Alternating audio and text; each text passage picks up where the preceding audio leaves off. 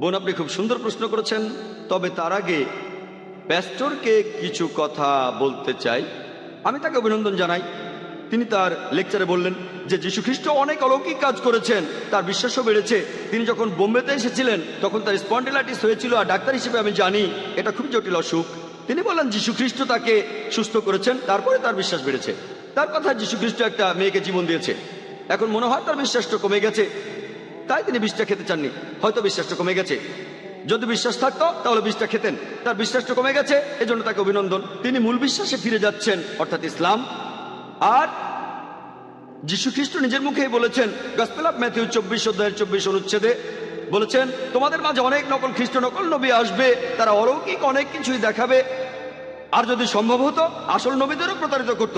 অলৌকিক কাজ মানে এমন না যে সেই লোক আল্লাহ তাআলার প্রেরিত, সেই লোক আল্লাহর নবী, সেই লোক আল্লাহকে বিশ্বাস করে। যীশু খ্রিস্ট এই কথাই বলেছেন। বোন খুব সুন্দর প্রশ্ন করেছেন যে আল্লাহ যীশু খ্রিস্টকে পাঠিয়েছেন, এ ব্যাপারে ইসলাম আর খ্রিস্টান ধর্ম কি বলে। এখানেও একটা আয়াতে যথেষ্ট। সূরা মাইদার 72 নম্বর আয়াতে উল্লেখ করা হয়েছে, বলা হয়েছে, লাকাদ কাফারাল্লাযীনা ক্বালু ইন্নাল্লাহা হুয়াল মাসীহু ইবনু মারইয়াম। তারা কুফরি করে, ধর্মের অবমাননা করে, যারা বলে যে যীশু খ্রিস্ট মারিয়ামের পুত্র হচ্ছে আল্লাহ সুবহানাহু ওয়া তাআলা।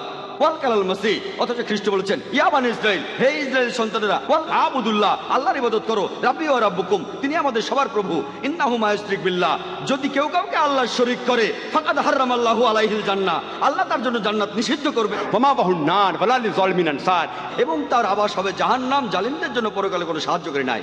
যদি আল্লাহর সাথে কাউকে শরীক করেন, যদি বলেন যে যিশু আল্লাহ, জান্নাত আপনার জন্য নিষিদ্ধ হয়ে যাবে, পাপ মুক্ত হতে পারবেন না। আর খ্রিস্টান ধর্ম কি বলে? আমি আগেও বলেছি, গোটা বাইবেলে স্পষ্ট করে বলা আছে, এমন কোনো কথা কোথাও খুঁজে পাবেন না যেখানে যীশু খ্রিস্ট নিজের মুখে দাবি করেছেন যে আমি ঈশ্বর, অথবা তোমরা আমার উপাসনা করো। আমি খ্রিস্টানদের সবাইকে চ্যালেঞ্জ করছি, প্যাস্টরকে বলছি, গোটা বাইবেলে এমন কথা দেখান যেখানে স্পষ্ট করে বলা আছে, যেখানে যীশু খ্রিস্ট নিজে বলেছেন যে আমি ঈশ্বর অথবা আমার উপাসনা করো। এমন কিছু কথা আছে যেগুলোতে এমন মনে হতে পারে, তবে প্রসঙ্গ জানলে পরিষ্কার হয়ে যাবে। আর যীশু খ্রিস্টই বলেছেন, এটা আছে গসপেল অফ জন 14 নম্বর অধ্যায়ের 28 অনুচ্ছেদে, আমার পিতা আমার চেয়ে বড়। গসপেল অফ জন 10 নম্বর অধ্যায়ের 29 অনুচ্ছেদে আছে, আমার পিতা সবার চাইতে বড়। গসপেল অফ ম্যাথিউ 12 নম্বর অধ্যায়ের 28 অনুচ্ছেদে আছে, আমি ঈশ্বরের আত্মার সাহায্যে শয়তানকে তাড়িয়ে দেই। গসপেল অফ লুক 11 নম্বর অধ্যায়ের 20 অনুচ্ছেদে আছে, আমি শয়তানকে তাড়িয়ে দেই ঈশ্বরের আঙুলের সাহায্যে। গসপেল অফ জন 5 নম্বর অধ্যায়ের 30 অনুচ্ছেদে আছে, আমি আমার নিজের থেকে কিছুই করতে পারি না, আমি এখান থেকে বিচার করি, আর আমার বিচার সঠিক, কারণ আমি নিজের ইচ্ছা পূরণ করি না, আমার পিতার ইচ্ছা পূরণ করি।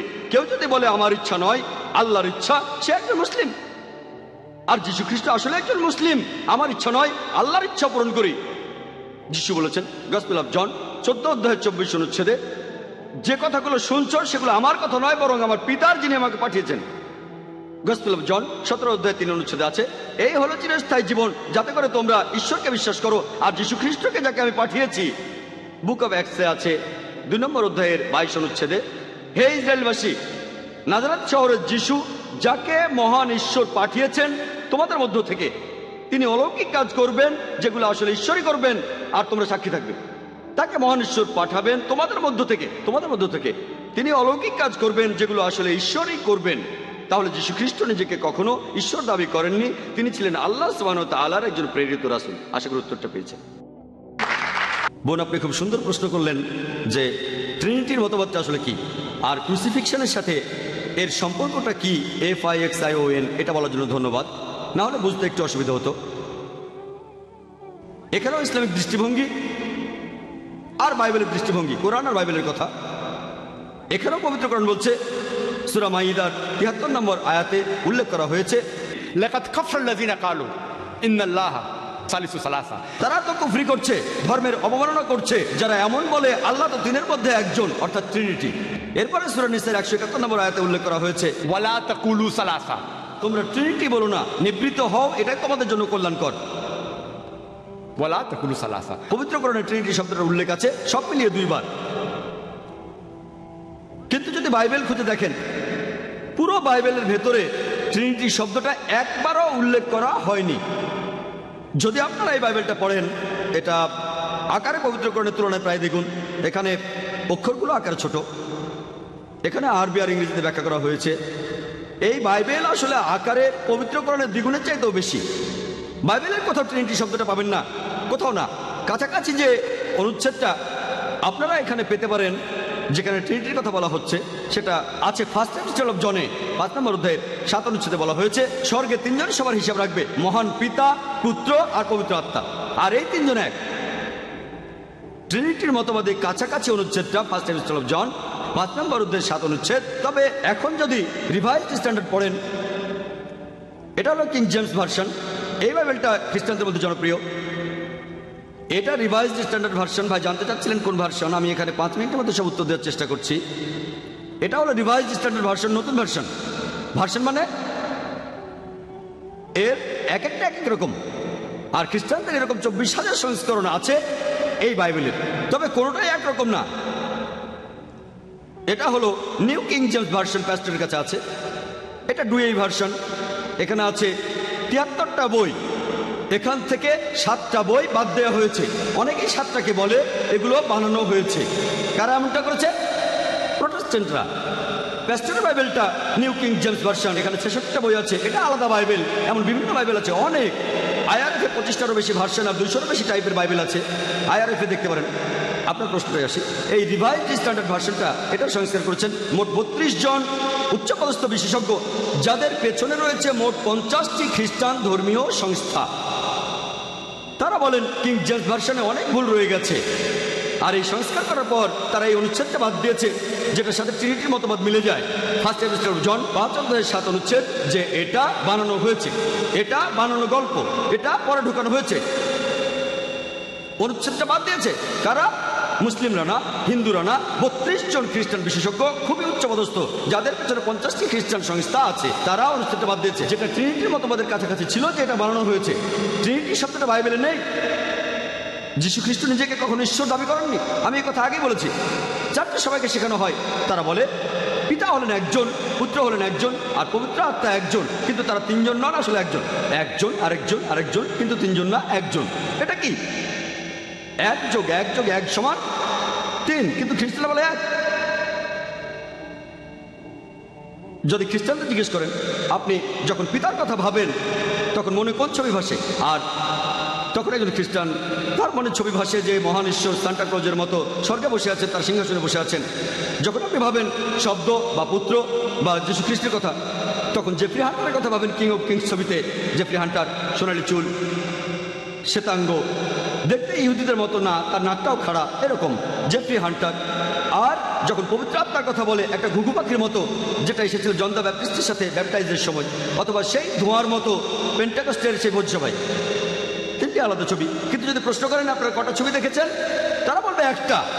আপনি যতই চেষ্টা করেন এই 3টি ছবিকে কখনো এক করতে পারবেন না। তবে জিজ্ঞেস করেন কটা ছবি দেখেছেন, তারা বলবে একটা। তারা মিথ্যে বলছে, কারণ 1 যোগ 1 যোগ 1 সমান 3, যোগ করলে 1 হয় না। তারা উদাহরণ দিয়ে বলে, দেখেন ট্রিনিটির এই মতবাদটা বুঝতে পারা খুব কঠিন। একজন লোক সে বাবা হতে পারে, ভাই হতে পারে, আর একই সাথে একজন ব্যবসায়ীও হতে পারে। তাহলে ঈশ্বর কেন পিতা, পুত্র আর পবিত্র আত্মা হবে না? আচ্ছা ঠিক আছে, আসলে একটু ভালো করে দেখি। ধরেন একজন লোক কারো বাবা, আবার কারো ভাই, আর একজন ব্যবসায়ী। এখন লোকটার বোন তাকে কিছু কথা বলল, গোপন কথা। স্বাভাবিকভাবেই লোকটার বাবা সত্তাটা সে কথাটা জানবে, ব্যবসায়ী সত্তাটাও জানবে। কিন্তু যদি বাইবেল পড়েন, গসপেল অফ মার্ক 13 অধ্যায়ের 32 অনুচ্ছেদে বলা হয়েছে, যীশু খ্রিস্ট নিজেই বলেছেন সেদিনের কথা, সেই সময়ের কথা কোনো মানুষ জানে না, কোনো দেবদূত জানে না, এমনকি পুত্রও জানে না, শুধু স্বর্গের পিতা জানেন। তার মানে শেষ বিচারের দিনের কথা যীশু খ্রিস্ট জানে না, দেবদূতরাও জানে না, পবিত্র আত্মাও জানে না, শুধু মহান ঈশ্বরই জানেন। তার মানে এই 3 জন আসলে এক নন, 3 জন আসলে এক নন। এই ট্রিনিটি এমন একটা মতবাদ যেটা অযৌক্তিক। যতই চেষ্টা করেন এটা ব্যাখ্যা করতে পারবেন না। যেমন ধরেন খ্রিস্টানরা বলে যে যীশু খ্রিস্ট ক্রুশবিদ্ধ হয়ে মারা গেছেন, তার মানে কি বলবেন যে ঈশ্বর ক্রসে মারা গেছেন? আপনার লেকচারের শুরুতে বললেন যে আমরা মানুষরাই আসলে বিভিন্ন পাপ করে থাকি, ঈশ্বর এগুলো করান না। কিন্তু আদি পাপ সম্পর্কে যে মতবাদ আছে সেটার ব্যাপারে বললেন যে মানুষ পাপের ভেতরে জন্মায়। এই কথা দুটো কি পরস্পর বিরোধী নয়? হ্যাঁ, মানুষ আসলে সবাই পাপী হয়ে জন্মায় না, পাপের প্রকৃতি নিয়ে জন্মায়। ওকে, তার মানে সব মানুষের মধ্যেই পাপ করার প্রবৃত্তিটা রয়েছে। কিন্তু একটা শিশু মারা গেলে কি হবে? সে নিষ্পাপ, সে স্বর্গে যাবে, আমি এটাই বিশ্বাস করি। ওকে, তবে এই শিশু তার বাবা মায়ের পাপের বোঝা বহন করবে না। আর এ ব্যাপারে ডক্টর জাকির বাইবেলের উদ্ধৃতি দিলেন, ঠিকই বলেছেন তিনি। পুত্র তার পিতার পাপের বোঝা নেবে না। এখানে পাপ আর নরকের শাস্তি ভোগের কথা বলা হচ্ছে। ওকে, তাহলে পাপের প্রবৃত্তি এটা পেয়েছি আদি পিতা আদমের কাছ থেকে। পাপ করি কারণ আমি একজন পাপী, বুঝলেন? পাপী মানে পাপের প্রবৃত্তি আছে, এটা উত্তরাধিকার হিসাবে পেয়েছি। ওকে, এটা আসলে পাপই নয়। যখন মানুষ পাপ করে সে তখন শুধু নিজের ক্ষতি করে। তাহলে আপনার সমস্যার সমাধানটা হলো অন্য ব্যাপারটা, মানুষের উপর অভিশাপ পড়তে পারে। এখানে পাপ আছে আর অভিশাপও আছে, এটা নিয়ে কিছু বলার দরকার নেই। আমি আমার বাবার পাপের বোঝা বইব না, আমার উপরে অভিশাপ আছে। আপনারাও এই ব্যাপারটা বুঝতে পারবেন। আমার বাবা অনেক ভুল করেছেন, তবে ঈশ্বরের দয়ায় তিনি বিশ্বাসী হয়ে মারা গেছেন। তবে আমি এখনো ভুগি, কারণ তিনি অনেক ভুল করেছিলেন। উত্তরাধিকার হিসেবে তবে তবে তবে আমি তার পাপের বোঝা বহন করছি না, এমনটা নয়। আমি আমার বাবার পাপের বোঝা বহন করছি না। ওকে, তিনি অনেক কাজই করেছিলেন যেগুলো পাপ। আর দেখি যে আজকে আমি অনেক ধরনের বাধা বিপত্তির মুখোমুখি হই, এটা অভিশাপ। আসলে অভিশাপ, পাপ আর অভিশাপকে আলাদা করবেন। পাপ আর অভিশাপ আসলে আলাদা। অভিশাপ একটা ক্ষতি, যেটা হলো এই পাপের ফলাফল। অভিশাপ হলো পাপের কারণে ক্ষতি। ওকে, তাহলে যিশু আমার জীবনে দুইটি কাজ করতে পারেন। এক নম্বর, তিনি আমার পাপের বোঝা বহন করেছেন, তাই ঈশ্বর আমাকে পাপের শাস্তি দেবেন না, আমি পাপ মুক্ত হয়ে যাব। দুই নম্বর, তিনি অভিশাপকেও ভেঙেছেন আমার জীবন থেকে। সেজন্য বাইবেলও বলছে যিশু শুধুমাত্র ক্রুসিফাই হয়ে আমাদের পাপ থেকে মুক্তি দিয়েছেন তা নয়, এছাড়াও তিনি আমার অভিশাপগুলো নিজের সাথে নিয়েছেন। আমার এই অভিশাপ, এগুলো তিনি নিয়েছেন, যে অভিশাপগুলো ছিল আসলে আপনার উপর। যিশুকে বিশ্বাস করেন, অভিশাপগুলো আপনার জীবন থেকে চলে যাবে। অভিশাপগুলো আপনার জীবন থেকে চলে যাবে। তাহলে এখানে দেখবেন পাপ আর দেখবেন অভিশাপ দুইটা আলাদা জিনিস। আশা করি উত্তরটা ঠিক মতো দিতে পেরেছি। আশা করি অন্তত আপনারা তো বুঝতে পেরেছেন। হ্যাঁ ভাই, এবারের প্রশ্ন ডক্টর জাকিরের কাছে। ডক্টর জাকির নায়েক, আমার নাম রিচার্ড, একজন বাইবেল স্টুডেন্ট, বাইবেল লাভার, এছাড়াও পেশা একজন টেকনিশিয়ান। আপনি বললেন যে বাইবেলে আছে যীশু খ্রিস্ট বলেছেন তারা দেবদূতের মতো হবে, আধ্যাত্মিক শরীর দেবদূতের মতো। এছাড়াও আপনি বললেন যে বাইবেলে নাকি কোথাও বলা নেই যে যীশু পুনরুত্থিত হয়েছিলেন। আমি এখানে মাত্র একটা বলছি, অনেক আছে। ম্যাথিউ 16:21 বলছে, আর সেই সময় থেকেই যিশু তার শিষ্যদের বলেছেন যে কিভাবে তিনি জেরুজালেমে যাবেন, কিভাবে তার উপর অত্যাচার করা হবে, তারপর মারা গিয়ে তিনি তৃতীয় দিনে পুনরুত্থিত হবেন। এই কথা আছে 3 বার, সবগুলো গসপেলেই বলা হয়েছে। শুধু তাই নয়, এছাড়াও বাইবেল বলছে কিভাবে তিনি ক্রুশবিদ্ধ হয়েছিলেন 6 ঘন্টা ধরে, কিভাবে মারা গেলেন, তখন বলেছিলেন এল্লা এল্লা লামাসাবাক্তানি। এখানে তিনি বাইবেলের ভবিষ্যৎবাণীটা পূরণ করেছেন।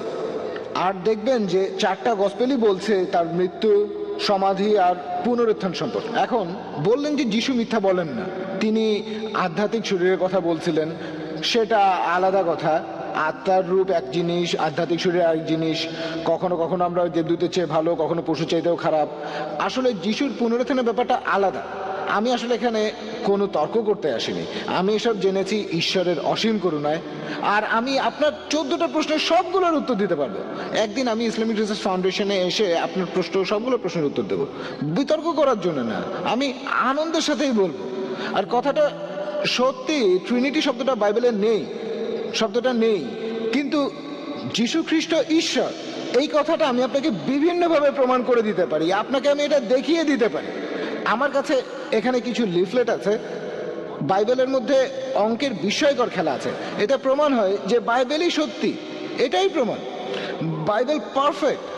তাই আমার কাছ থেকে আপনারাও কালেক্ট করে নিতে পারেন বাইবেলের সত্যতার প্রমাণ। আপনার প্রশ্নটা, আমার প্রশ্নটা হলো, যীশু খ্রিস্ট অনেকবারই বলেছেন তিনি মারা যাবেন, তারপরে পুনরুত্থিত হবেন। আপনাকে আমি আরো অনেক উদ্ধৃতি দিতে পারি। 20 অধ্যায়ের 19 অনুচ্ছেদ বলছে যীশু খ্রিস্ট ক্রুশবিদ্ধ হয়ে মারা যাবেন, তারপর তৃতীয় দিনে যীশু খ্রিস্ট আবার পুনরুত্থিত হবেন।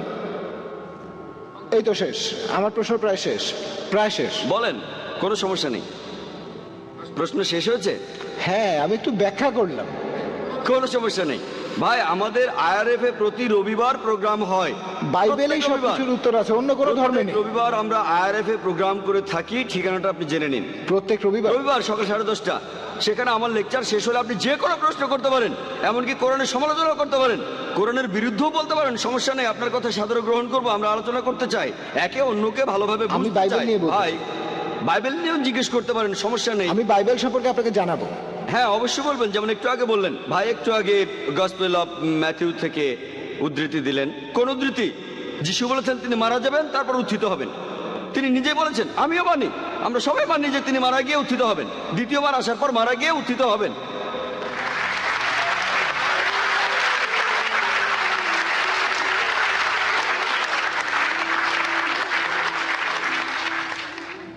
আর দ্বিতীয়বার আসার পর পুনরুত্থান, যেটার কথা কোরআন ও বাইবেলে বলা আছে, সেটাই হবে সত্যিকার পুনরুত্থান, সত্যিকার মৃত্যু, সত্যিকার পুনরুত্থান। আপনি যেটা বলছেন যিশু ক্রুশবিদ্ধ হওয়ার পর মারা গেলেন, আপনি যেটা বলছেন সেটা লোক মুখে শোনে, চোখে দেখা না।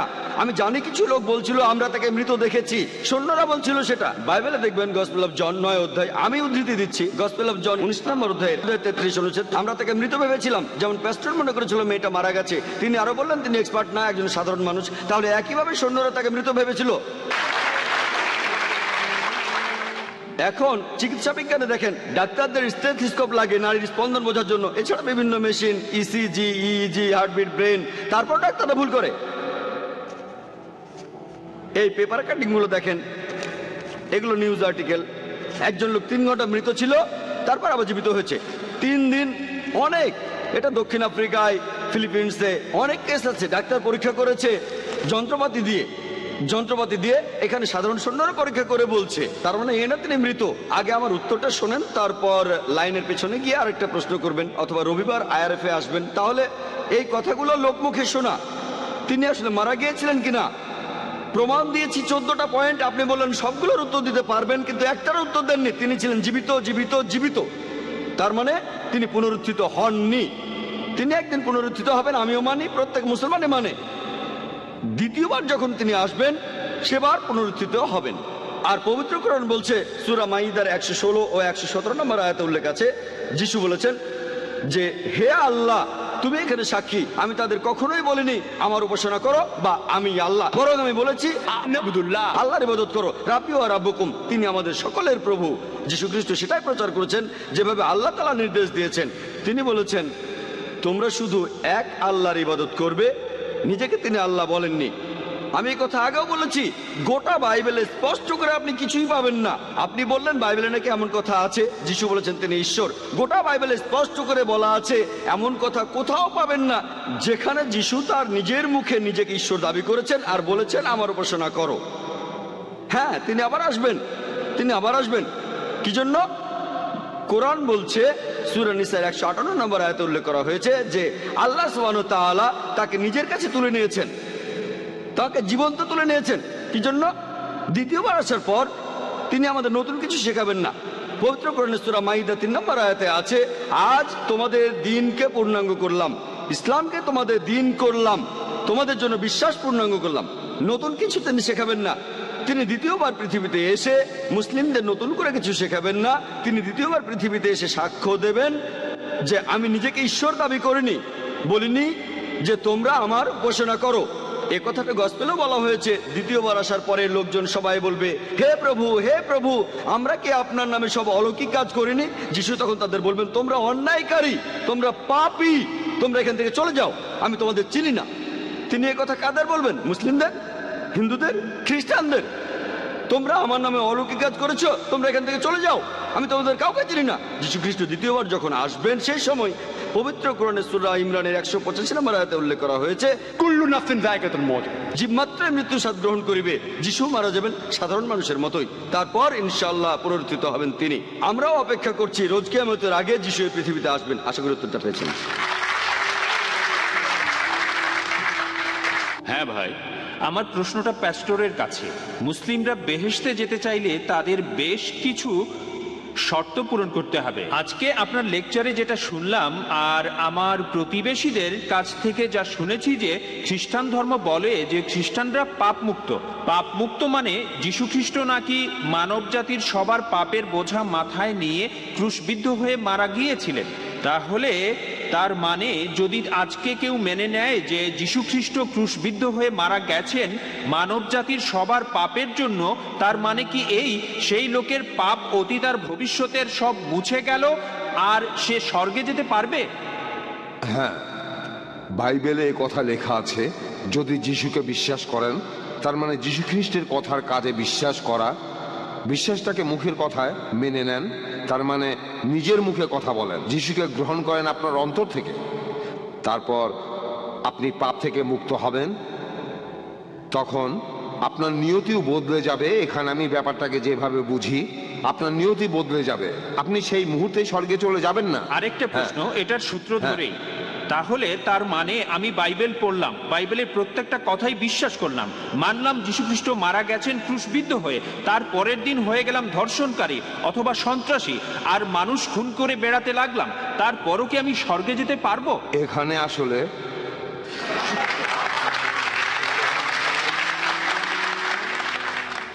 যদি আপনি আজকে সত্যি সত্যি যীশু খ্রিস্টকে বিশ্বাস করেন, আগামীকাল আপনি ধর্ষণ করবেন না। না কেন? এমনটা তো হতেই পারে। আপনার জীবন এতটাই বদলে যাবে। তাহলে মিথ্যা বলছেন, আপনি যিশুকে বিশ্বাস করেন না। দেখেন, স্বর্গে যাওয়ার একমাত্র শর্ত হলো আমি বিশ্বাস করব যিশুকে, তিনি ক্রুসিফাইড হয়েছেন, মানব জাতির পাপের জন্য ক্রুশবিদ্ধ হয়ে মারা গেছেন। এটাই তো স্বর্গে যাওয়ার একমাত্র শর্ত। আপনার লেকচারেও একই কথা বললেন। যদি যিশুকে বিশ্বাস করেন, সেটা কেমন হবে তা বলা আছে অ্যাক্টস অফ ফেইথে, যেটা হলো জেমসের বই, ইয়াকুব।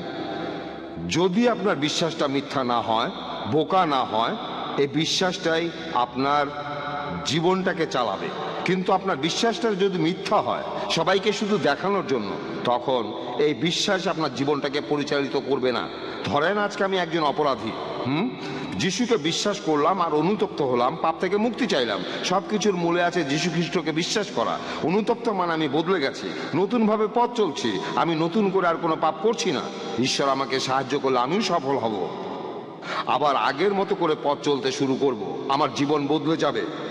এখন আমি ভুল করতে পারি, তার মানে এই না যে আমি বিশ্বাসটা ত্যাগ করেছি।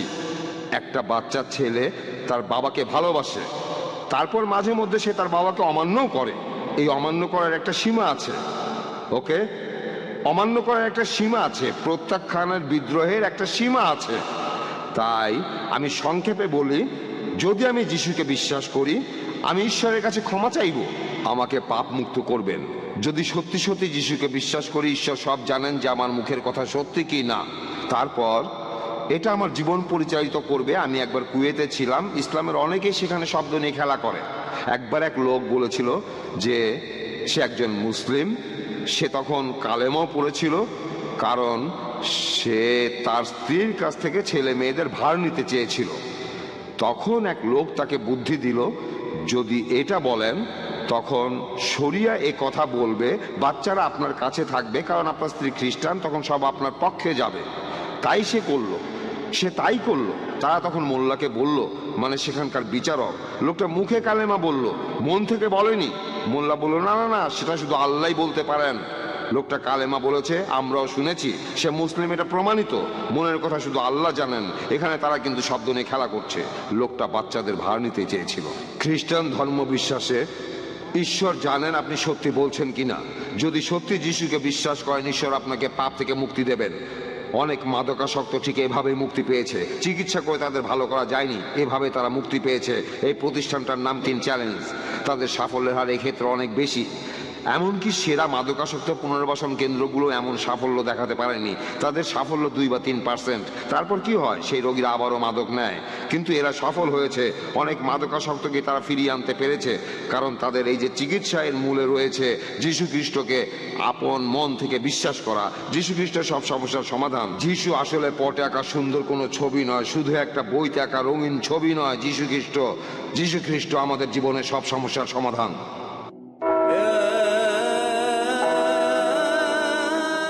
ফিল্টার করলে পানি বিশুদ্ধ হয়, ডায়ালাইসিস করলে রক্ত বিশুদ্ধ হয়, তাপ দিলে সোনা বিশুদ্ধ হয়।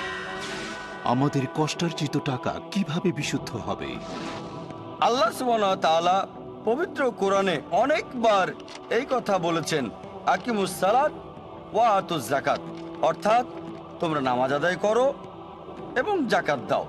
যাকাত দিয়ে সম্পদকে বিশুদ্ধ করুন। বর্তমানের এই যুগে ইসলামের বাণী প্রচারের জন্য স্যাটেলাইট চ্যানেল হলো সবচেয়ে সেরা মাধ্যম। পিস টিভিকে সমর্থন করুন। ডোনেশন এবং জাকাত পাঠানোর ঠিকানা IRFI Al Rayan bank, quadrant code 48 Calthorpe road, Birmingham, UK। Post code B151TH। Pound account number 011-32301। Euro account number 011-32302। US dollar account number 011-32303। Short code 300083। Swift BIC code IBO BZB22।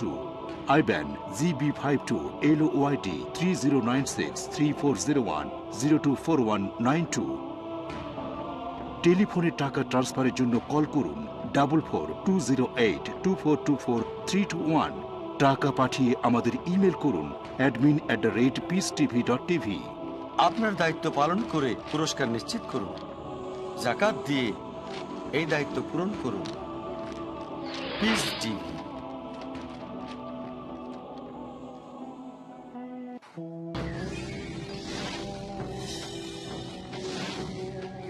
এবাদত আমল করলেই কি হয়ে যায়? ভাবেন কি যা কিছু করছেন তাই?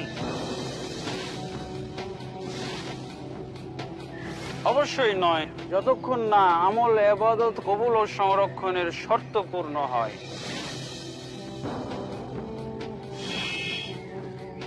জানতে হলে দেখুন আমার আলোচনা একমাত্র পিস টিভি বাংলায়।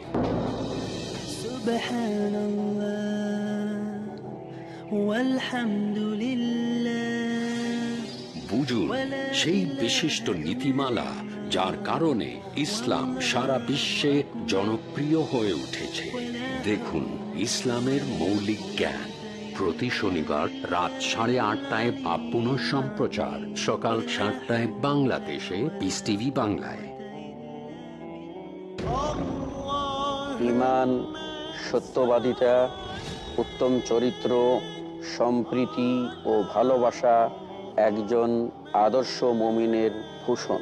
এ সম্পর্কে আমাদের প্রিয় নবী মুহাম্মদ রাসূলুল্লাহ সাল্লাল্লাহু আলাইহি সাল্লামের শিক্ষাসমূহ কি? শেখ হারুন হোসেন। একজন আদর্শ মুসলিমের পরিচয় জানতে হলে দেখুন আমাদের প্রোগ্রাম 40 হাদিস গ্রন্থের ধারাবাহিক দর্শসমূহ। নবী সাল্লাল্লাহু আলাইহি ওয়াসাল্লামের 40 হাদিস প্রতি সোমবার ও মঙ্গলবার রাত 10:30টায় বা পুনঃ সম্প্রচার সকাল 9টায় বাংলাদেশে পিস টিভি বাংলায়।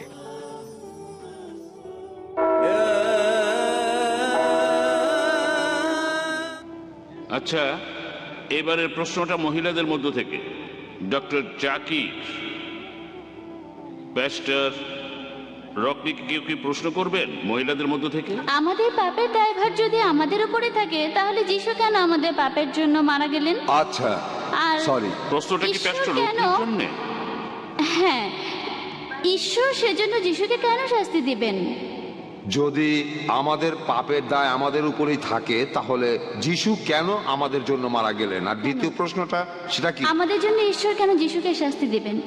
আচ্ছা, আইন বলতো আমরা সবাই পাপী। এই আইনটা ছিল যিশুর আগে।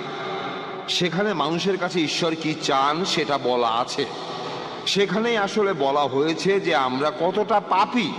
ওকে, তাহলে এই পাপ থেকে কোনো মুক্তি নেই। সব মানুষেরই একই অবস্থা, কোনো মুক্তি নেই। আর মুসার আইন নিশ্চিত করে বলছে পাপ থেকে মুক্তি নেই, তোমরা যতই চেষ্টা করো সফল হবে না। তারপর যিশু আসলেন এই চক্রটা ভেঙে দিতে। ওকে, আমি আমার লেকচারে আগেও বলেছি, যদি আমার কোনো বন্ধু আমার পাপের জন্য মারা যায়, তার মৃত্যুটা ঈশ্বরের কাছে কোনো গুরুত্বই পাবে না, কারণ সে শুধু নিজের কাজের জন্য দায়ী। তবে যিশু খ্রিস্ট একেবারেই আলাদা। যিশু এমন একজন মানুষ যিনি কখনোই মরতে পারেন না। ঈশ্বর এখানে মানুষের রূপ নিয়েছেন নিজের ঐশ্বরিক ক্ষমতাগুলোকে বাদ দিয়ে। ওকে, তিনি মানুষ হিসাবেই ছিলেন। এখানে পাপ আর বিচারের কথা যদি বলি, তিনি কখনোই মরতে পারেন না। সেজন্য তিনি একটি নিখুঁত ভেড়া। এই পৃথিবীর অন্য কেউ এতটা নিখুঁত নয় যিশুর মতো। আর সেজন্য যিশুর মৃত্যুটা খুবই মূল্যবান, ঈশ্বরের কাছে অনেক অনেক দাম। আর পুরো মানুষ জাতির পাপের বোঝা মাত্র একজনই নিতে পারে পুরো ইতিহাসে, আর তিনি হবেন অন্য সবার চেয়ে আলাদা। একমাত্র তিনি পাপের বোঝা নিতে পারবেন, অন্য কেউ এটা পারবেন না। একমাত্র যীশু খ্রিস্ট পারবেন, কারণ তিনি জীবনে কখনো কোনো পাপ করেননি। আর তাই তিনি ছিলেন বলিদানের জন্য একটা নিখুঁত ভেড়া। ব্যাপারটা এরকমই, আর যীশু খ্রিস্ট সবার চাইতে আলাদা। এটাই কারণ আমার ধারণা আপনাকে আমি কিছুটা বোঝাতে পেরেছি। হ্যাঁ, ওকে। যীশু খ্রিস্ট তিনি ছিলেন একেবারে নিষ্পাপ, তার কখনোই মরা উচিত নয়। এই জন্যই তিনি হলেন ঈশ্বরের জন্য একটি নিখুঁত ভেড়া, অন্য সব মানুষের পাপের বোঝা নেবেন। তারপরে কি আমাদের পাপের ভার আমাদের উপরে থাকবে যিশুকে বিশ্বাস করার পরও? আমি একটু আগে কথা বলেছিলাম, আপনি যদি বিশ্বাস করেন আপনার কাজেও সেটা প্রকাশ পাবে। কিছু মানুষ বিশ্বাস করে কোনো সুবিধা পাওয়ার জন্য, হয়তো তারা কোনো বিদেশি কোম্পানিতে বড় চাকরি পাবে, অনেকেই এমনটা করে। তবে ঈশ্বর সব কিছু জানেন, ওকে। তাই আপনি যদি বিশ্বাস করেন আপনার কাজের মধ্যেই সেটা প্রকাশ পাবে। জুডাস ইসকারিয়াত বিশ্বাস করেছিল, তবে সেটা আসল বিশ্বাস ছিল না। পরবর্তীতে আমরা দেখি মাত্র 30টা পয়সার জন্য সে বিশ্বাসঘাতকতা করেছিল। আসলে প্রথম থেকেই সে বিশ্বাসী ছিল না। এই বিশ্বাসটা আসল ছিল না। সুবিধা থাকলে বিশ্বাসী, শুধু তখনই বিশ্বাসী যখন সুবিধা থাকবে, ওকে। তাহলে বুক অফ জেমস বলছে যদি বিশ্বাস করেন কাজেই সেটা প্রকাশ পাবে, ওকে। শুধু মুখে বললেই সেটা বিশ্বাস হয়ে যায় না, মুখের কথাগুলো ভেতরে থাকতে হবে, ওকে। মানে একেবারে অন্তর দিয়ে আমি ঈশ্বরের কাছে পাপ মুক্তির জন্য প্রার্থনা করব, আমি পাপ মুক্তির জন্য প্রার্থনা করব ঈশ্বরের পুত্র যিশুর নামে। এটাই হলো পাপ মুক্তির একমাত্র উপায়, আর কোনো পথ খোলা নেই। সরি, আপনি বললেন যে ঈশ্বর মানুষের রূপ নিয়ে এসেছিলেন। আমি আসলে মাফ করবেন, আপনি আপনার প্রশ্ন করেছেন, প্যাস্টরও উত্তর দিয়েছেন। আমি আসলে একটি কথা এখন আপনি আরেকটা প্রশ্ন করতে পারবেন আমি না। একটি কথা বলবো, ওনার উত্তরটা প্রসঙ্গে আর কি। আপনি দ্বিতীয় প্রশ্ন করতে চাইলে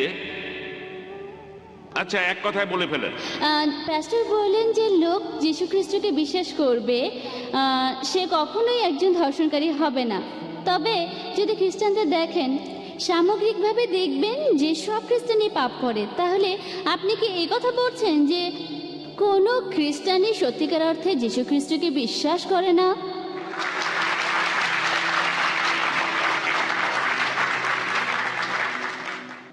আপনি অবিশ্বাসী খ্রিস্টানদের কথা বলছেন।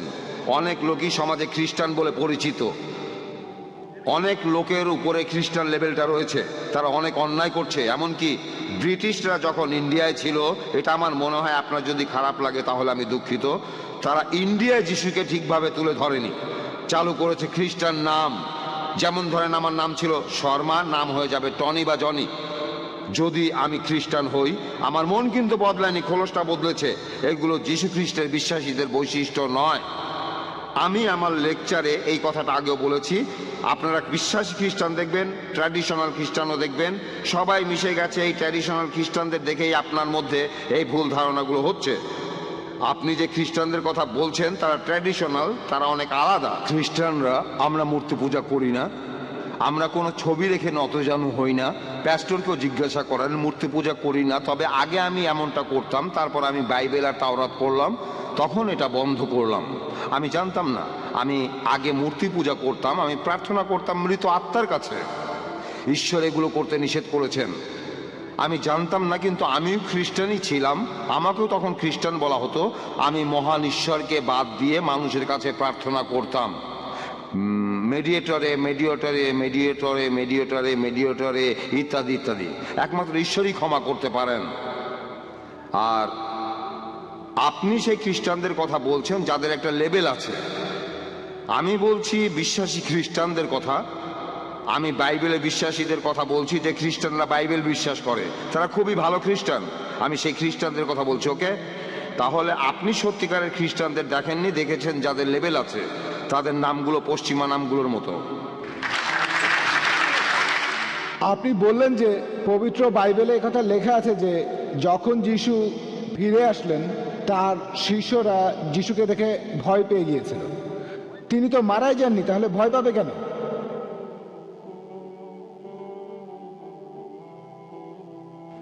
ভাই, আপনি প্রশ্ন করলেন যে যীশুখ্রিস্ট যখন উপরের ঘরে গেলেন, যেখানে তার শিষ্যরা জড়ো হয়েছিল, তিনি মারা যাননি, কিন্তু তারা ভয় পেল কেন? আমার লেকচার দেওয়ার সময় আমিও প্রশ্নটা করেছিলাম, কেন ভয় পেল? উত্তরটাও দিয়েছিলাম, কারণ তারা ভেবেছিল আত্মা, মনে করেছিল আত্মা।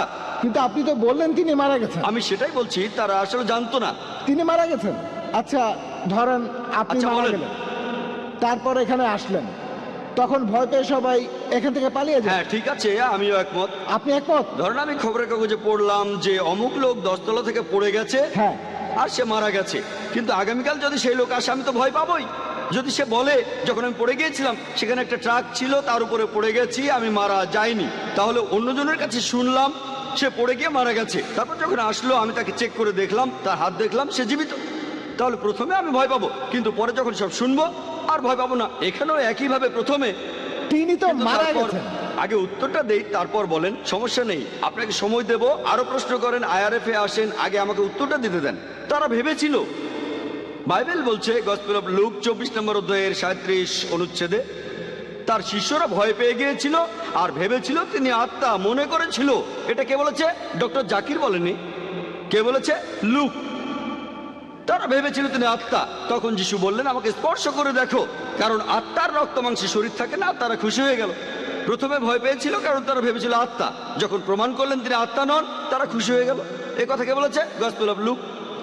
গসপেল বলছে যিশু মারা গিয়েছিল, সমাধিতে রাখা হয়েছিল, তারপর এসেছিলেন।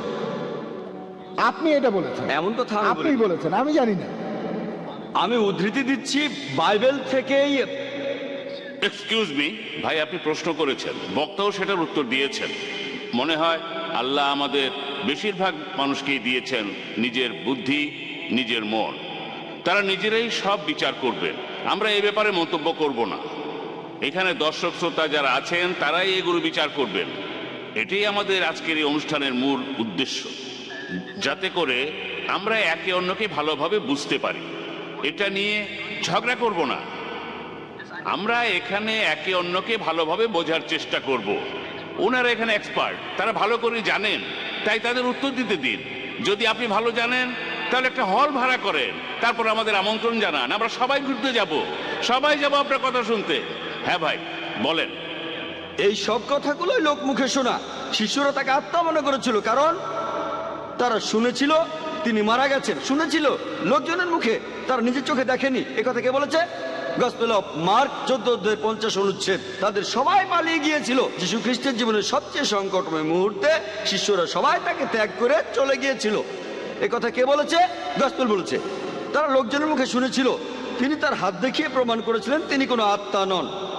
আর প্যাস্টর বললেন, আগের প্রশ্নের উত্তরে তিনি মানুষের পাপ মুক্তির কথা বললেন, সেখানে প্যাস্টর বললেন আমাদের মানা উচিত যে যীশু খ্রিস্ট আমাদের পাপের জন্য মারা গেছেন, এরপরে আমাদের পাপ করা উচিত না। আমি এটা বুঝলাম না, কেউ আমার পাপের প্রায়শ্চিত্ত করে থাকলে নতুন করে পাপ করতে অসুবিধা কোথায়? যদি কেউ আমাকে বলে অমুক রেস্টুরেন্টে যান, দিল্লি দরবার, আমি বিল দিয়ে দিয়েছি, আপনি যত খুশি খেয়ে আসেন, তারপর বললাম মুরগি খাবেন না। আমি বললাম কেন? আপনি তো বিল দিয়ে দিয়েছেন, আমি মুরগি খাবো না কেন? খাসির মাংস খাবেন না, আমি বললাম কেন? আপনি তাহলে মিথ্যে বলেছেন। আপনি আমাকে বললেন আমি বিল দিয়ে দিয়েছি, আপনি যত খুশি খান, যত খুশি আপনি খেয়ে যান সারা জীবন ধরে, তারপর কেন বলছেন মুরগি খাওয়া যাবে না, খাসি খাওয়া যাবে না? তাহলে তো মিথ্যে বলেছেন। তাহলে যিশু আমাদের পাপের জন্য প্রায়শ্চিত্ত করে থাকলে তাহলে সমস্যা কোথায়? যদি ধর্ষণ করেন আর চুরি করলেই বা সমস্যা কোথায়? তাহলে এই যুক্তিটা আসলে কোনো যুক্তিবাদী মানুষ মানতে পারবে না। আশা করি উত্তরটা পেয়েছেন। এই প্রশ্নটার পরে মাইক থেকে আরেকটা প্রশ্ন হবে। আমার প্রশ্নটা রুকনির কাছে। আমরা সবাই জানি যে প্রত্যেক দেশে একটা ফৌজদারি আইন আছে, আর কেউ যদি কোনো অন্যায় করে তাকে সেই ফৌজদারি আইন অনুযায়ী শাস্তি দেওয়া হয়। তবে এত কিছুর পরেও যদি খবরের কাগজ পড়েন, সেখানে দেখবেন হাজার হাজার খুন, ধর্ষণ, আর পুরো পৃথিবীটা জুড়েই এমন অপরাধ চলছে। ধরেন আপনি আপনার লেকচারে যে কথাগুলো বললেন লেকচারের শুরুতে, যে যীশু খ্রিস্ট ক্রুসিফাইড হয়েছিলেন, নিজের পাপের জন্য তিনি এই শাস্তি পাননি, বরং ক্রুসিফাইড হয়েছিলেন মানব জাতির সবার পাপের প্রায়শ্চিত্তের জন্য, মানে খ্রিস্টানদের পাপের জন্য। যদি আপনি বিশ্বাস করেন যিশু খ্রিস্টানদের জন্য ক্রুসিফাইড হয়েছেন, তাহলে আমাদের এই পৃথিবীর অবস্থাটা কি হবে? ঠিক আছে, শেষ হয়েছে। বাইবেলে বলা আছে যিশু মারা গিয়েছেন পৃথিবীর সব মানুষের পাপের বোঝা নিয়ে। যে লোক যিশুকে বিশ্বাস করে সে পাপ থেকে মুক্ত হবে। এই বিশ্বাসটা আসলে আপনার জন্য পৃথিবীর সব মানুষের জন্য। তাহলে তখন পরিস্থিতি নিয়ন্ত্রণ করবে কে? সবাই যদি এটা বিশ্বাস করে, হ্যাঁ, আপনাকে আজ এখানে খুন করতে পারি, হ্যাঁ, আর কালকে আমি আদালতে গিয়ে বলবো আমার পাপের জন্য যিশু ক্রুসিফাইড হয়েছেন, আমার বিচার করতে পারবেন না। হ্যাঁ, এটা কি কাগজে লিখে দিতে পারবেন যে এই লোকের বিচার করা যাবে না, এর জন্য যিশুকে ক্রুসিফাইড করা হয়েছে? এই প্রশ্নটার উত্তর আমি আগেও দিয়েছিলাম। বুক অফ জেমসে আছে, আরবিতে ইয়াকুব বলছেন, যদি সত্যি বিশ্বাস করেন আমাকে খুন করবেন না। আপনি খুন করবেন না। এটা লিখে দেন, যদি মিস্টার ইফতেখার আজকে আমাকে খুন করে আর এজন্য কোনো আদালতে তার বিচার করা যাবে না, লিখে দিতে পারবেন? হ্যাঁ, এই কথাটা লিখে দিতে পারবেন? এক মিনিট, আমি কালকেই বিশ্বাস করব যে যিশু খ্রিস্ট আমাদের জন্য ক্রুসে মারা গিয়েছেন। কালকেই বিশ্বাস করব, আমি একজন খ্রিস্টান হয়ে যাব। দেখেন, এই দুইটা ব্যাপার আলাদা। আগেও বলেছি পাপ আর পাপের ক্ষতি আলাদা। ওকে, পাপ জিনিসটা হলো আলাদা। আপনাকে একটা সহজ কথা না, বলি। দেখেন, শোনেন, আপনি তো একজন বিশ্বাসী, আপনি খ্রিস্টান ধর্মে বিশ্বাস করেন, একজন খ্রিস্টান। হ্যাঁ, আজকে সকালে আমার মেয়েকে বলেছিলাম তুমি 1 থেকে শুরু করে 20 ঘরের নামটা একেবারে সব মুখস্থ করে ফেলবে, মুখস্থ করো, আমি সন্ধ্যায় এসে শুনবো। শুধু আমাকে খুশি করার জন্য সে সব মুখস্থ করেছে, সবগুলো মুখস্থ করে আমাকে সন্ধ্যায় শুনিয়েছে। ডাক্তার জাকির নায়েক খ্রিস্টান নন, একজন মুসলমান, কিন্তু তিনি প্রত্যেকটা বাইবেল থেকে উদ্ধৃতি দিতে পারেন, যে কোনো বাইবেল। হ্যাঁ, আপনি একজন বিশ্বাসী, বলেছেন যে আমি বিশ্বাসী, যিশুকে ভালোবাসি, কিন্তু বাইবেল থেকে একটা উদ্ধৃতি দিতে পারেন না। Brother, you have to put... আমি আপনাকে অনুরোধ করব একটু শান্ত হন আর আপনার প্রশ্নটা করেন। দয়া করে মন্তব্য করবেন না যে বক্তারা কি জানেন বা জানেন না। আচ্ছা, আপনি আপনার প্রশ্নটা করেছেন, এবার উত্তরটা শুনুন। আমি এই কথা আগেও বলেছি, একটা জিনিস হলো পাপ, আরেকটা হলো পাপের ফলাফল। ওকে, যেমন ধরেন একজন খুব গরিব লোক, তার কাছে খুব অল্প খাবার ছিল, আমি একজন চোর, খাবারটা চুরি করলাম আর লোকটা না খেতে পেয়ে মারা গেল। ওকে, এর কয়েকদিন পর একজন ধার্মিক লোক আমাকে বলল তুমি চুরি করেছো, এটা করা উচিত নয়। তখন আমি বুঝলাম যে এমন অপরাধ করে ফেলেছি যেটার ক্ষতিপূরণ নেই, আমার অপরাধের কারণে একজন মানুষ মারা গেছে। তবে সেই লোক বললেন তোমার মুক্তির জন্য আমি যিশুর কাছে প্রার্থনা করেছি, তারপর আমার নিয়তি বদলে গেল। আমার নিয়তি যে বদলালো এটাই হলো বাস্তব। বাইবেলেও এই কথাই বলা হয়েছে, ঈশ্বরও এই কথাই বলছেন। এই ক্ষতিপূরণ কি করে করতে পারি? আমি একজনকে মেরে ফেলেছি, তার খাবার চুরি করেছি, এর উত্তর হলো না, পুলিশ আমাকে অ্যারেস্ট করবে, তারপর সেই দেশের আইন অনুযায়ী আমার ফাঁসি হয়ে যেতে পারে।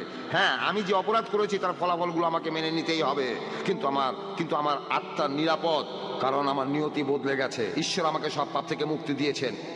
কিন্তু যে ক্ষতি আমি করেছি সেটা বেশ বড় ক্ষতি, আর সেটার মূল্য এই পৃথিবীতেই আমাকে দিয়ে যেতে হবে। অনেক পাপ, সেগুলো এত গুরুতর, সেগুলোর ক্ষতিপূরণ হয় না যদি আমি খ্রিস্টান হই। আরেকটা ঘটনা দেখেন, আমি ছোট পাপ করলাম, ধরেন সাজির সাথে প্রতারণা করলাম, তারপরে আমার অনুতাপ হতে লাগলো, ঈশ্বর আমাকে ক্ষমা করো, আমি সাজিকে ঠকিয়েছি। সাজি, এই যে আপনার পেন, এটা সেদিন আমি নিয়ে গিয়েছিলাম। এই ধরনের ছোট পাপের ক্ষতিকে পূরণ করা যায়, এসব ক্ষেত্রে সম্ভব। তবে আমার পাপের জন্য যদি অতীতে কোনো মানুষ মারা গিয়ে থাকে, এটার ক্ষতিপূরণ নেই, আর সব দেশে আইন আছে, তখন সেই আইনে আমার বিচার করা হবে। তাহলে একটা হলো পাপ আর একটা হলো ক্ষতি, সব ক্ষতিকে পূরণ করা যায় না। মনে করেন আমি একজন অ্যালকোহলিক, অনেক বেশি মদ খেতাম, জীবনের অনেক সময় মদ খেয়ে কাটিয়েছি। তারপর বয়স হয়ে গেলে একজন ধার্মিক লোক আমাকে বলল ঈশ্বরের কাছে ক্ষমা চাও। আমি তখনই ক্ষমা চাইলাম আমার প্রভু যিশুর নামে, আর তখনই আমি পাপমুক্ত হয়ে গেলাম, একেবারে তখনই আমি পাপমুক্ত হয়ে গেলাম। ঈশ্বর আমার নিয়তি বদলে দিলেন। তবে আমি সারা জীবন ধরে প্রচুর বিয়ার খেয়েছি, আর আমার লিভারে পচন ধরে গেল। তারপর আস্তে আস্তে আমার লিভার পচে আমি মরে গেলাম। যে পাপগুলো করেছিলাম সেগুলো আমার জীবনের ক্ষতি করেছে, তবে থ্যাংক গড আমার আত্মার ক্ষতি হয়নি। হ্যাঁ, এভাবে পাপ করে নিজের অনেক ক্ষতি করে ফেলেছি আমি। তবে আত্মার ক্ষতি হবে না, কারণ আমি ক্ষমা চেয়েছি। ফ্রি গিফট ঈশ্বর উপহার দিচ্ছেন। ঈশ্বর আমাকে পাপ মুক্ত করছেন, এটা আমার প্রাপ্য না, তারপরও যিশুর জন্য করছেন। এটা হলো একটু অদ্ভুত লেনদেন। যিশু আমার পাপ নিয়ে নিজে বহন করছেন, অন্য কেউ এই কাজ করতে চাইবে না। আশা করি আপনার উত্তরটা পেয়েছেন। আমাকে মোটেও সন্তুষ্ট করতে পারেননি। হ্যাঁ ভাই, এই প্রশ্নটাই আজকের অনুষ্ঠানের শেষ প্রশ্ন। আমি দর্শক শ্রোতাদের অনুরোধ করব অনুষ্ঠান শেষ হয়ে গেলেও 2-3 মিনিট বসে থাকার জন্য। সামান্য কিছুক্ষণ অপেক্ষা করবেন। হ্যাঁ ভাই। আমার নাম সান্ডি ম্যাথিউ, একজন ম্যান পাওয়ার কনসালটেন্ট। আমার কোম্পানির নাম sigma man power and marketing private limited. আচ্ছা, আমার প্রশ্ন ডক্টর জাকির নাইকের কাছে। আজকের বিতর্কের টপিকটা হলো, ওয়াজ ক্রাইস্ট রিয়েলি ক্রুসিফাইড? অন্য আরেকটা প্রশ্ন করে এই প্রশ্নটার উত্তর পাওয়া যাবে না, যুক্তি সেই কথাই বলে। আজকের বিতর্কের টপিক এটা নয় যে যীশু খ্রিস্ট পুনরুত্থিত হয়েছেন কিনা। আপনি আজকে আপনার লেকচারে এভাবেই বললেন, আর পুনরুত্থানের ব্যাপারটা নিয়ে শুধুমাত্র বাইবেলেই বলা হয়েছে, আর খ্রিস্টানরা সবাই এটা বিশ্বাস করে। আপনার লেকচারে এই কথাটাও বলেছেন যে আপনি বিশ্বাস করেন না যে বাইবেল মহান ঈশ্বরের বাণী। তারপরে আপনি উদ্ধৃতি দিয়েছেন বাইবেল থেকেই, আর আপনি বলেছেন যে যীশু খ্রিস্ট পুনরুত্থিত হননি। তারপর বলেছেন এজন্য যীশু খ্রিস্ট ক্রুশবিদ্ধ হয়ে মারা যাননি। যুক্তিটা খারাপ না, তবে এই বিতর্কের ব্যাপারে আমার মনে হয় এটা ঠিক না। আরেকটা পয়েন্ট, হ্যাঁ, আর একই প্রশ্ন নিয়ে বলছি, আরেকটা পয়েন্ট বলবো। এখন এটা একটা ঐতিহাসিক ঘটনা, ক্রুসিফিকশন আর যিশুর মৃত্যু একটা ঐতিহাসিক ঘটনা। ঐতিহাসিক রায় এই কথাগুলো লিখে গেছেন। জোসেফাস নামে এক ইহুদি ঐতিহাসিক যিশু খ্রিস্টের এই ক্রুসিফিকশন নিয়ে অনেক কিছু লিখেছেন। এই ঘটনাটা সিক্রেট না, রীতিমতো মিছিল করে যিশুকে অত্যাচার করে মারা হয়েছে। যিশু যদি মারা না যান তাহলে তার কি হয়েছিল? তিনি কি কোথাও লুকিয়ে গেছেন? যখন তাকে ক্রস থেকে নামানো হলো, তাকে শোয়ানো হয়েছিল। অনেক লোকজনই এই ঘটনা দেখেছিল। এটাকে অস্বীকার কিভাবে করবেন? এছাড়াও আরেকটা কথা বলবো, কারণ আমি শেষ প্রশ্নটা করছি। প্রশ্ন করে যাচ্ছেন, অলরেডি 3টা প্রশ্ন করে ফেলেছেন। 3টা প্রশ্ন আরো করতে পারেন, কোনো সমস্যা নেই, তবে এই ব্যাপারে চেয়ারপারসনকে জিজ্ঞেস করে নেন, আমি সবগুলোর উত্তর দেব। আরেকটা প্রশ্নের উত্তর দেবেন? আরেকটা প্রশ্ন। ভাই আমি আমাদের বক্তাকে আগে এই প্রশ্নের উত্তর দিতে দিন। আমাদেরও হাতে সময় কম, তাকে উত্তরগুলো দিতে দিন। যদি সময় থাকে তাহলে আরো প্রশ্ন করতে পারবেন। ভাই 4টা প্রশ্ন করেছেন। একটা কথা, আরেকটা কথা, এটা আসলে প্রশ্ন উত্তর পর্ব। আপনি এখানে শুধু প্রশ্ন করবেন, মন্তব্য করবেন না। আপনি পরে একদিন আইআরএফে আসেন, তখন বিস্তারিত আলোচনা হবে, তখন আলোচনা করবেন, কিন্তু এখন করবেন না। প্লিজ কোনো রকম মন্তব্য করবেন না। আগে প্রশ্ন করুন, উত্তর শুনুন। ভাই আপনি 4টা প্রশ্ন করেছেন, বললেন যে টপিক হলো ওয়াজ ক্রাইস্ট রিয়েলি ক্রুসিফাইড, আর এখানে পুনরুত্থানের কথা কেন বলছি, আর তারপর বললেন যদি যীশু খ্রিস্ট পুনরুত্থিত না হন তাহলে তিনি ক্রুসিফাই হননি। আপনি আসলে উল্টো পথে হাঁটছেন। আমি যেটা করতে চেয়েছিলাম, আমি এক ঢিলে দুটো পাখি মারতে চেয়েছিলাম। আমি আরেকটা বিতর্ক করতে চাই না যিশুর পুনরুত্থান নিয়ে। দুটো পাখি এক ঢিলে, যদি মারা না যান তিনি ক্রুসিফাইড হননি, যদি মারা না যান তিনি পুনরুত্থিত হননি। এক ঢিলে দুটো পাখি। যদি আপনি এখান থেকে পুনরুত্থান শব্দটা বাদ দেন, তারপরও যুক্তিটা এরকমই থাকবে। আর আপনি পরে ভিডিও ক্যাসেট দেখতে পারেন বাজারে আসার পরে। প্রথমে আমি বলেছি যদি কেউ মারা না যায় সে ক্রুসিফাইড হবে না। তারপরে আমি বলেছি যে পুনরুত্থান হতে গেলেও তাকে আগে মরতে হবে। আমি এক ঢিলে দুটো পাখি মেরে প্রমাণ করতে চেয়েছি যে যীশু খ্রিস্ট আসলে মারা যাননি। যদি মারা না যান তিনি ক্রুসিফাইড হননি। যদি মারা না যান কিভাবে পুনরুত্থিত হবেন? আমি এখানে এক ঢিলে দুটো পাখি মারতে চেয়েছিলাম, তবে টপিকের মধ্যে থেকেই, আমি টপিকের বাইরে চলে যাইনি, কারণ এই দুটো ব্যাপারই ইম্পর্টেন্ট।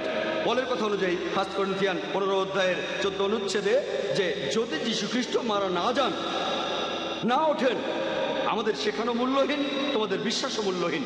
আমি এক ঢিলে দুটো পাখি মারতে চেয়েছি। পরে অনুষ্ঠানটা ভিডিও দেখে নেবেন। আপনি এছাড়াও বললেন যে ঐতিহাসিকরাই বলেছে, ইহুদি ঐতিহাসিক, যে যীশু ক্রুসিফাইড হয়েছিলেন। ভাই আপনি কি জানেন যীশু ক্রুসিফাইড হয়েছে এ নিয়ে কতগুলো বই লেখা হয়েছে? তার ডবল বই লেখা হয়েছে যীশু যে ক্রুসিফাইড হয়নি সেটা নিয়ে, ঐতিহাসিক রেকর্ড। আপনি আইআরএফে আসেন। ভেঞ্চুরির কথা বলতে পারি, একজন জার্মান দার্শনিক, তিনি বলেছেন সিম্পলি সব। আপনি কতগুলো বলবেন, আমি আপনাকে দ্বিগুণ বলবো। ওই ঐতিহাসিকরাই, মুসলিমরা নয়, খ্রিস্টান, অমুসলিম, একজনের কথা বলেছি। 4 নম্বর প্রশ্ন, যদি যীশু খ্রিস্ট সত্যি সত্যি মারা না যান তার কি হয়েছে? তিনি কি পৃথিবীর নিচে আছেন? ইত্যাদি। মনে হয় আমার লেকচারটা শোনেননি। দুটো লেকচার দিয়েছি আর প্রশ্নের উত্তরও দিয়েছি। সেখানে পরিষ্কার করে বলেছি, সূরা নিসার 157 নম্বর আয়াতে উল্লেখ করা হয়েছে, ওয়ামা কাতালু ওয়ামা সালাবু, তারা তাকে হত্যা করেনি, ক্রুশবিদ্ধ করেনি। কিন্তু তাদের এমন বিভ্রম হয়েছিল। পরের আয়াত সূরা নিসার 158 নম্বর আয়াতে উল্লেখ আছে যে আল্লাহ সুবহানাহু ওয়া তাআলা তাকে নিজের কাছে তুলে নিয়েছেন। আমি বলেছি যে জীবিত অবস্থায় তাকে তুলে নিয়েছেন আল্লাহ নিজের কাছে। আল্লাহ সুবহানাহু ওয়া তাআলা যীশু খ্রিস্টকে উপরে তুলে নিয়েছেন তার নিজের কাছে। এছাড়াও পবিত্র কোরআনে সূরা ইমরানের 55 নম্বর আয়াতে উল্লেখ করা হয়েছে আল্লাহ তাকে জীবিত তুলে নিয়েছেন। যীশু খ্রিস্ট আবারও পৃথিবীতে আসবেন। আপনার 4টা প্রশ্নের উত্তর দিয়েছি। আর আমাদের প্যাস্টর বললেন, আগের প্রশ্নে ওনার বলা উত্তরটা নিয়ে বলছি, প্রত্যেক খ্রিস্টানের কাছ থেকে নতুন নতুন কথা শুনি। তিনি বললেন কিছু ক্ষতি আছে যা পূরণ করা সম্ভব নয়। প্যাস্টর বলেছেন, এখানে রেকর্ড হচ্ছে। তার মানে যিশু কিছু পাপের প্রায়শ্চিত্ত করতে পারবেন না। এখান থেকে যেটা বুঝলাম, কোনো খ্রিস্টানের সাথে পরিচয় হলে তাদের মতামত সম্পর্কে নতুন কথা শুনি। তাহলে ছোটখাটো পাপ হলে যীশু খ্রিস্ট তার প্রায়শ্চিত্ত করেছেন, বড় পাপের প্রায়শ্চিত্ত তিনি করেননি, সেটাকে আমি বুঝলাম। হ্যাঁ ভাই, আপনি আর কিছু বলবেন? ভাই, আপনি মন্তব্য না করে আরেকটা প্রশ্ন করতে পারেন, কারণ এখনো আমাদের হাতে 2-3 মিনিট সময় আছে। তবে বক্তাকে এই প্রশ্নের উত্তর 3 মিনিটের মধ্যেই দিতে হবে। হ্যাঁ ভাই, তাড়াতাড়ি প্রশ্ন, তাড়াতাড়ি উত্তর, 3 মিনিটের মধ্যে। আপনি আপনার লেকচারে বাইবেলের উদ্ধৃতি দিয়ে যুক্তি দেখালেন। আর আজকের topic, was the Christ really crucified? এ ব্যাপারে আপনার কোরআন কি কথা বলছে? কোরআন একটা কথা বলেছে, আপনি সেই কথাটা বলেছেন, তারপর সেটা বারবার বলছেন। এটা কিন্তু যুক্তি না। আমি বললাম ঈশ্বর একজন, তারপর এই একই কথা 20 বার বললাম। এটা কোনো যুক্তি না। যুক্তি দিলে সেখানে প্রমাণ দেখাতে হবে। তাহলে কোরআনের কথার পক্ষে কোনো প্রমাণ দেখাবেন যে যিশু ক্রুসিফাইড হননি, কোরআনের নিজস্ব কথা বাদে? আমি উত্তরটা শুনতে চাই, দর্শকদের হাততালি শুনতে চাই না। একজন অমুসলিম হিসেবে এটা শুনতে চাই। হাততালি খারাপ সেটা বলছি না, তবে তখন বুঝতে অসুবিধা হয়, তাই হাততালি শুনতে চাই না। আমি আসল ব্যাপারটা বুঝতে চাই। ভাই খুব সুন্দর প্রশ্ন করেছেন যে যদি কোনো মন্তব্য করেন সেটা সত্যি হয়ে যাচ্ছে না, এখানে সোর্সটা খাঁটি হতে হবে। আমিও একমত। যদি কোরআন থেকে উদ্ধৃতি দেয় যে যীশু খ্রিস্ট আসলে ক্রুসিফাইড হননি, আপনি হয়তো মানবেন না। কেন? কারণ আপনার কথা অনুযায়ী কোরআন আসমানি কিতাব না। আমার কোনো সমস্যা নেই। তবে মুসলিমদের কাছে এটা পবিত্র, তারা বলে এটা আল্লাহর বাণী, তাদের জন্য কোরআনই যথেষ্ট। যদি আমি বাইবেল থেকে বলি যিশুর কি হয়েছিল, মুসলিমরা হয়তো সব মেনে নেবে না, তবে খ্রিস্টান যারা তারা মেনে নেবে। আপনি কি মানেন এই পবিত্র বাইবেল ঈশ্বরের বাণী? মানেন? ভালো, এটা মানেন। তাহলে বাইবেল থেকেই প্রমাণ করলাম যিশু খ্রিস্ট ক্রুসিফাইড হননি। এখানে ঐতিহাসিক প্রমাণের দরকারটা কি? ঐতিহাসিক প্রমাণ কি ঈশ্বরের বাণী চেয়ে বড়? আপনারা হাততালি দেবেন না, উনি হাততালি চান না, উনি আসলে বুঝতে চান। এই প্রমাণটা, এটা তো বিশ্বাসের ব্যাপার। বাইবেল তো বিশ্বাস করি, এই জন্যই তো বলছি আপনি এটা মানলেই হলো। আমি এখানে অখ্রিস্টানদের বোঝাতে আসিনি। অখ্রিস্টানদের জন্য ঐতিহাসিক প্রমাণ লাগবে, আরেকটা বিতর্ক হবে। যদি কোনো অখ্রিস্টান আমাকে বলে যে আপনার এই উদ্ধৃতিগুলো আমার জন্য প্রমাণ না, মানে আপনি যে উদ্ধৃতি দিয়েছেন সেগুলো ঠিক আছে, তবে আপনি সেগুলো ভুল ব্যাখ্যা করে আমাদের ভুল জিনিসটা বোঝাচ্ছেন। আচ্ছা ভাই, আমার নামে অভিযোগ করলেন আমি উদ্ধৃতি দিয়েছি কিন্তু প্রসঙ্গ ছাড়া বলেছি। আপনি প্রসঙ্গটা বলেন, নো প্রবলেম। আমরা একে অন্যকে বোঝার চেষ্টা করছি। আয়ারফে আসেন, আপনি প্রসঙ্গটা বলেন, তারপর আলোচনা করবো। একদিন চলে আসেন, আমি আপনার সাথে অবশ্যই দেখা করবো।